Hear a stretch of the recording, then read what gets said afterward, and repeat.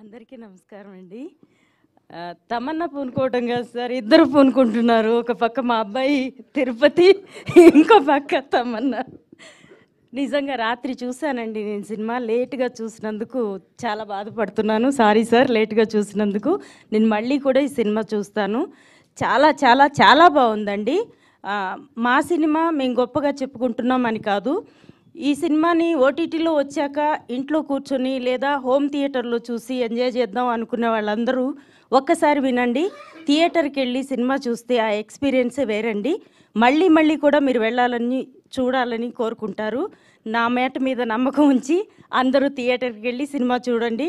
చాలా బాగుందండి. First opening scene miss అవుతారేమో, వెళ్ళే వాళ్ళందరూ రైట్ టైంకి వెళ్ళండి. ఎందుకంటే ఫస్ట్ సీన్ చూస్తుంటే గూస్ బంప్స్ వస్తున్నాయండి. నేనెప్పుడు నా సినిమాని నేను ఇంత ఫీల్ అవ్వలేదు.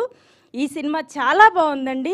ప్రతి ఆర్టిస్ట్ అంటే కంపెనీ ఆర్టిస్ట్ ఏమో అనుకున్న వాళ్ళకు కూడా సంపత్ నంది గారు, అశోక్ తేజ గారు ఎంత మంచి క్యారెక్టర్స్ ఇచ్చారంటే ఇందులో చేసిన ప్రతి ఆర్టిస్టు అదృష్టవంతులని చెప్పాలండి.